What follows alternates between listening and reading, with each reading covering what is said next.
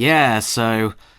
weren't so lucky this time, were you? Hey everyone, Caddy here, and today I'll be talking about the new indie game Super Lucky's Tale, the sequel to Lucky's Tale which I never played. And honestly, like the title of this video suggests, it's unfortunately a little underwhelming, and I think I should have gone with another Xbox One game to talk about today, like Sunset Overdrive or something. Which is awfully coincidental saying that, since Insomniac made Sunset Overdrive, and the first thing that came to my head when playing the first few stages of Super Lucky was the original Spyro trilogy, also from Insomniac, except many steps back in comparison. So for a 2017 game, is that enough for me to even recommend? Also, please excuse the scratchy, croaky voice I have. I am recovering from a chest infection.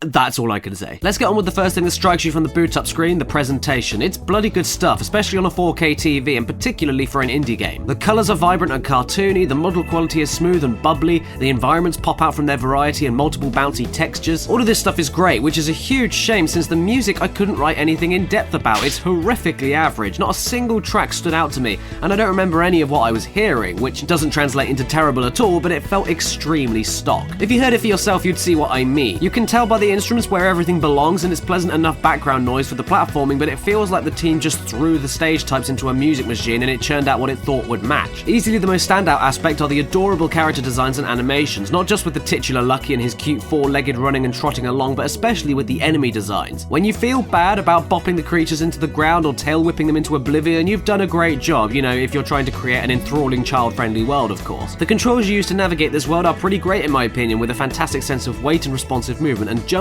The moving speed could be a little bit faster for me, but equally the stage size has been built for your movement. The same applies to the camera as well. It would be lovely to turn it all the way around, but the game has been built around the Captain Toad-like angle-by-angle restrictions. Aside from the occasional time that a few secrets are completely hidden out of view that you will never find without an intuitive guess, and those moments where backtracking becomes a little bit of an arseache. Similar to Mario 3D Land on 3DS now I think about it. Speaking of, not only did Spyro come to my head with the fact that you have all the separate hub worlds, all with different portals to totally unique levels with separate problems to solve in order to collect things, but Mario very much came to my head as well, particularly Galaxy. It's very similar in feeling actually. It's Mario, Galaxy and Spyro with a hint of Crash Bandicoot side-scrolling and Gex, which I didn't see coming. In every level you must collect clovers for accomplishing tasks in every stage, and much like a Mario Power Star, you have the ones that require the same set goals like collecting all the hidden letters of your name and finding over 300 coins, but the unique ones are what keeps any of this from being repetitive. The totally hidden clover can sometimes be very well secluded into a secret part of the level, or only gets unlocked once you finish a brief platforming challenge in a hidden underground passageway,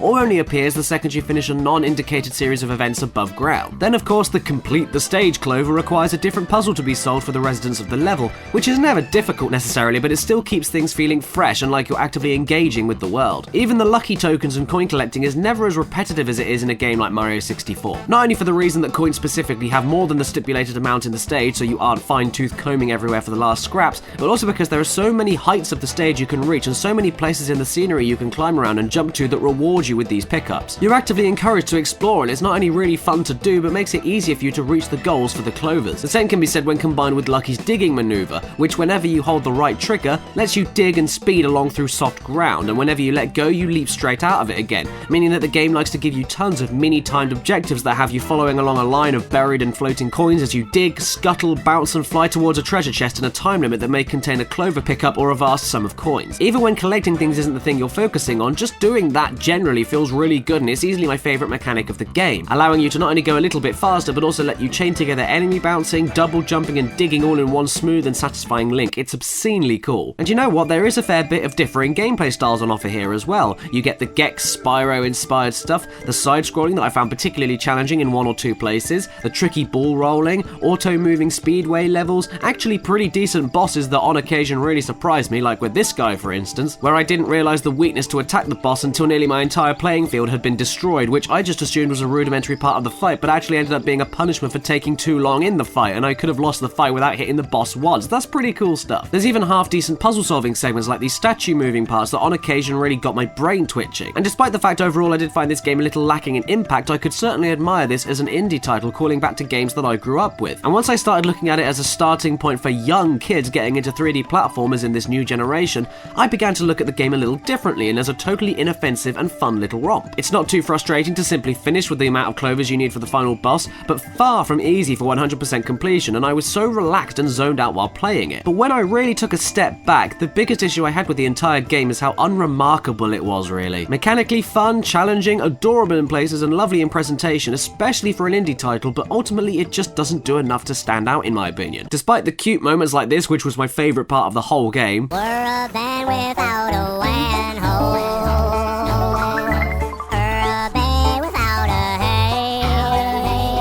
Super Lucky's tale as a whole wasn't full of any major character or surprises. No residents of levels or personalities of boss characters stood out whatsoever, even though you also get followed around by the bosses and speak to them all the time. They just say nothing that different from each other or do anything interesting, and even in the Spyro games from the mid-90s, you'd be surprised how much memorability and charming character could be added from simple voice acting of each species from every level you explore every couple of minutes. But here, yeah, the dialogue is alright, but the lack of voice acting just goes to show how behind this game feels, along with its restrictive camera and every other simplistic aspect. The story is simple, but nowhere near silly or outlandish enough to mean anything. Collecting every single clover doesn't seem to do anything, even though I did look around the entire game for something, which is a huge slap in the face. And even though I haven't played it, seriously, releasing this game so close to Mario Odyssey only goes to show how minimalistic this is in comparison. I mean, I don't think it is fair to criticize Super Lucky too harshly, especially compared to something like Odyssey, because that's not the design of the game's fault that it was released so close to something much bigger and better. And once again, for an indie game, I really did bloody enjoy this one, and I'd happily play it again. It's a standard, cutesy, occasionally challenging and nostalgic fare, especially if you played PS1 3D platformers like Gex and Crash Bandicoot especially. It reeks of that simple and effective style of game that used to be the top of the range back of the day. The main problem is, though, nowadays it isn't the top of the range, and even for its genre, it's far from one of the best. But if you've got kids that find Insane Trilogy, Sonic the Hedgehog or Mario Odyssey a little bit too daunting, or you just want a quick and relaxing blast with refined controls and mechanics, I definitely suggest giving this game a go. Support Playful, the team behind it, and hopefully we'll get some more ambitious and memorable games down the line. I give Super Lucky's Tale a 7 out of 10. If it's your birthday today while watching this video, happy frickin' birthday to you, and please remember to stay beautiful. Hey everybody, thanks so much for watching this review today, and thanks if you stayed until the very end, because if you could cope through my voice, then you're very special indeed. All the names on the screen right now have helped keep the channel alive through 2017 and YouTube's bullshit, and I can't thank each and every one of these people enough. If you want to find out how to get your names in the credits, go to the description below to my Patreon page and find out, but no one's forcing you, don't worry. And special thanks to my top tier supporters: Omar Matu, Patrick Ferguson, Basil, Andy Ellis, Robert Alamshire, I Have a Portal Gun, Gamer Man, Matthew Mulkey, Tiago Pereira, A.D. Thornton Smith, Oblivion Rising, Noxious, Kane Stewart, Ellen Rilpley, Kirsten B, QB, Nathan Young, and Nicole Ganara. Thank you, every single one of you.